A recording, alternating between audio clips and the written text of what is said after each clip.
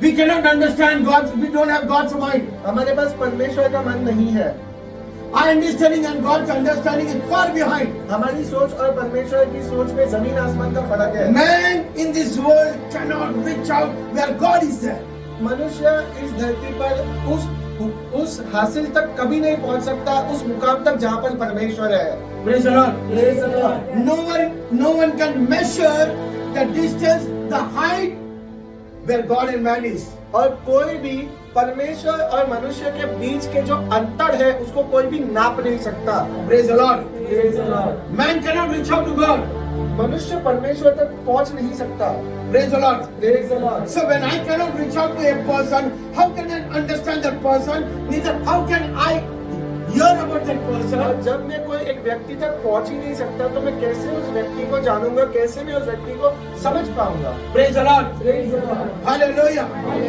When we cannot reach out to someone, how can we know that person or hear that person or understand that person? जब तक हम किसी व्यक्ति को जब उस तक पहुंच ही नहीं सकते, हम कैसे उस व्यक्ति को समझेंगे, उसको जानेंगे, हम उसकी सोच और बातों को समझेंगे। That is why the Holy Spirit is very important in our life. इसीलिए तो पवित्र आत्मा हमारे जीवन में बहुत जरूरी है। Not just saying praise the Lord is over with us, और केवल प्रेज़ द लॉर्ड कहने से ही बातें खत्म नहीं or होती, not just coming to the church is over with और us, केवल कलीसिया में आके जो है बातें खत्म नहीं होती, or not just singing or worshiping the God is over with us. और या फिर परमेश्वर की केवल स्तुति आराधना करने से चीजें खत्म नहीं होती। Bible says we all need the Holy Spirit Bible कहती है हम सबको पवित्र आत्मा की जरूरत है, because He is the one who gives us the revelation of God to know Him and to see Him. क्योंकि वही एक व्यक्ति है पवित्र आत्मा जी जो हमको परमेश्वर को समझने की और जानने की क्षमता और आत्मा देता है, What no eyes have seen, जो किसी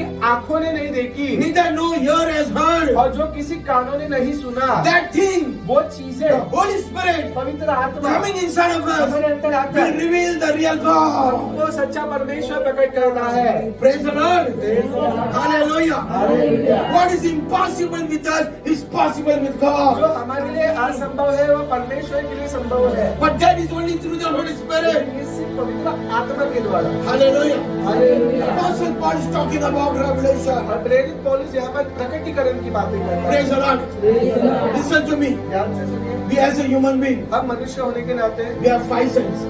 हम सिर्फ पांच, हमारे पास फिर 5 सोचने की क्षमता है, 5 senses. 5 सोचने की क्षमता, Praise the Lord. 5 वस्तुएं हैं। Praise the Lord. Praise the Lord। 5 sense knowledge. 5 सोचने की समझ। Praise the Lord. Praise the Lord. What are the 5 senses? और ये 5 सोचने की और क्या है? What we think, जो हम सोचते हैं, what we eat, जो हम खाते हैं, what we taste, जो हम चखते हैं, what we see. जो हम देखते हैं, It will only take us from here to there. वो सिर्फ हमको जो यहाँ पर से वहाँ लेकर जाएगा। 5 senses are there. 5 बातें हैं। But have you heard about? लेकिन क्या आपने क्या someone? आपने कभी सुना है 6 sense person. छठवीं बात? Some people have extraordinary sense. That is why they are called 6 sense. कभी कभी कुछ लोगों के पास ऐसी अलग सी छठवीं समझ होती है, इसलिए उसे छठवीं समझ वाला व्यक्ति कहते And हैं। in Konkani it is said, Chor Shaputi. Some people are like, Chor Shaputi. Praise the Lord. कहने का मतलब है कुछ लोग ज्यादा समझ रखते हैं, ज्यादा नहीं चाहिए उन बातों की भी अधिक समझ रखते हैं। Praise the Lord. Hallelujah. So, why sense knowledge is given to us? क्यों हमको ऐसी सोच समझ दी है? Sense knowledge is given to us ऐसी सोच बुद्धि इसलिए दी है to know the things of the world. दुनिया की बातों को समझने के लिए। Praise the Lord. Praise the Lord। Sense knowledge is given to us to know the things of the world. सोच और समझ की बुद्धि इसलिए दी गई है ताकि हम संसार की चीजों को समझे।